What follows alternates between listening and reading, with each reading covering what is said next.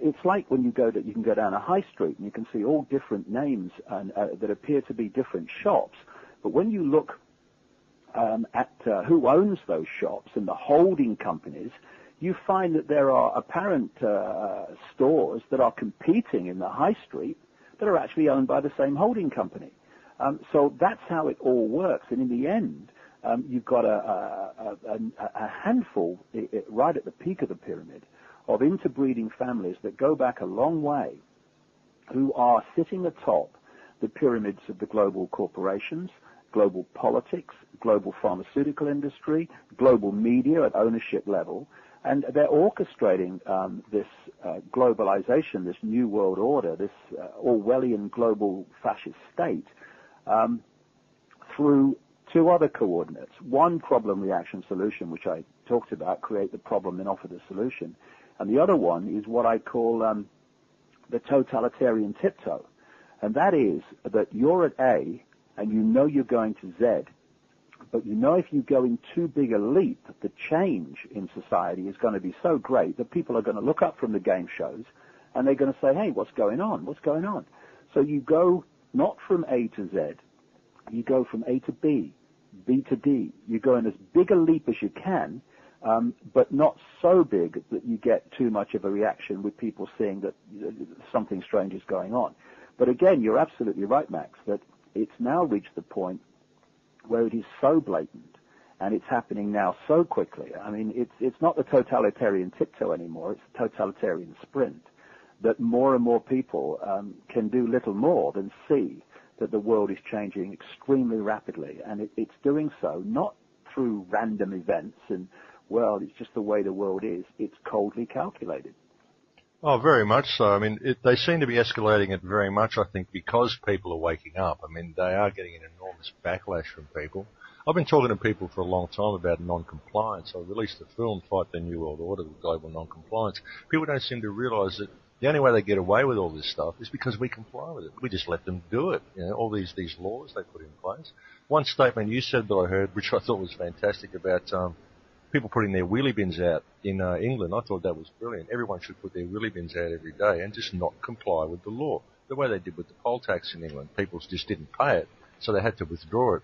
But they only really get away with this because we let them, I feel.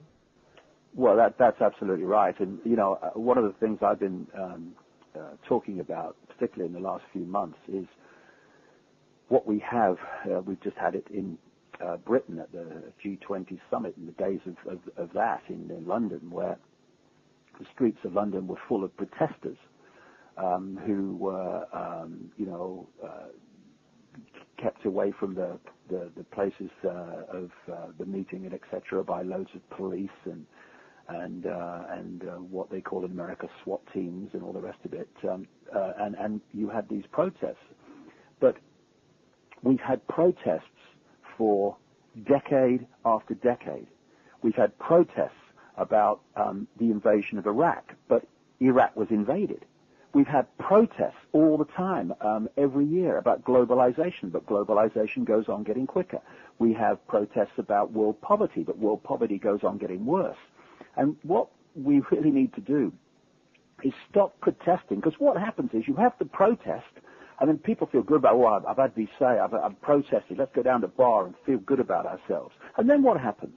What they've been protesting about happens anyway.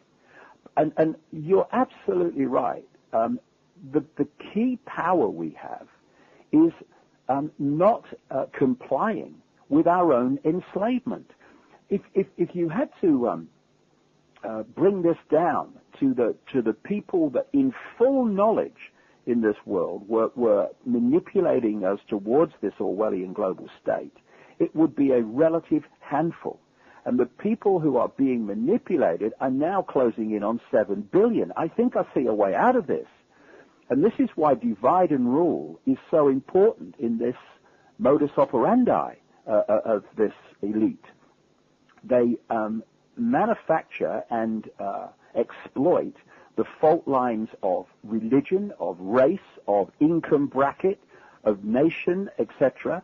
And they want people divided and fighting among themselves, because then the unity of response, the unity of non-compliance, is then diluted, and people are so busy fighting each other and blaming each other that nothing is ever done that has an effect on this whole conspiracy that's going on. I was saying in America in some talks recently, all over America, I mean, I was there for 2 months, from mid-January to mid-March.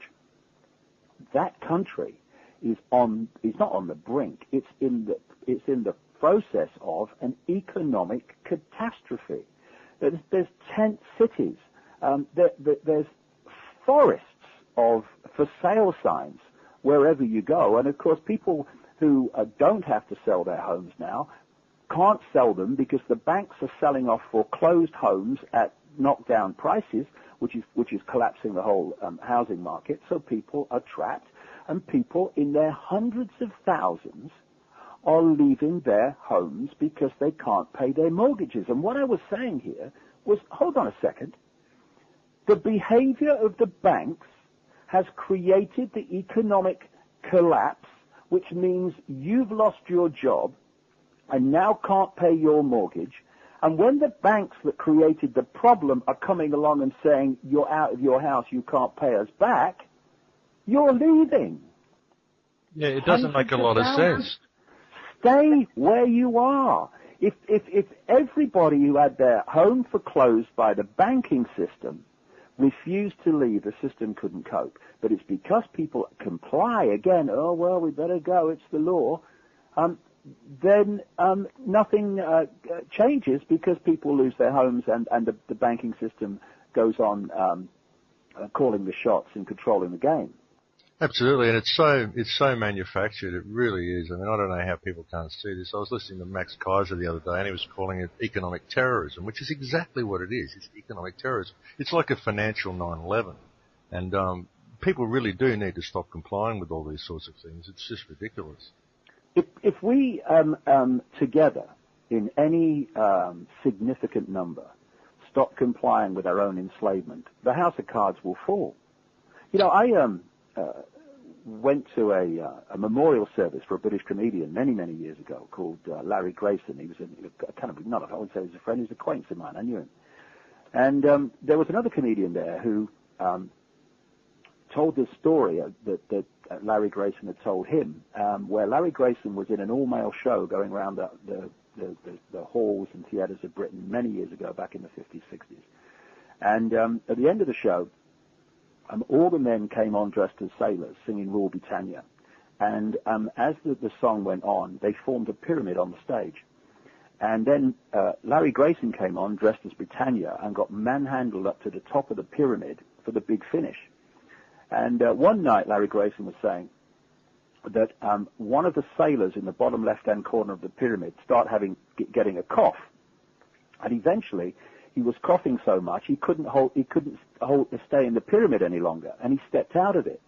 And what happened is the pyramid collapsed, and Larry Grayson at the top, symbolic of this elite, ended up in the second row because someone who would consider himself just a bit part player, the bottom left-hand corner of this pyramid, stepped out and didn't do his job, didn't do his what he thought he should do, and the whole pyramid collapsed. Because when you look at pyramids, we kind of look up to the top for the power. But where is the power? The power is not in the top of the pyramid. That's only up there because the rest of the pyramid's holding it up there.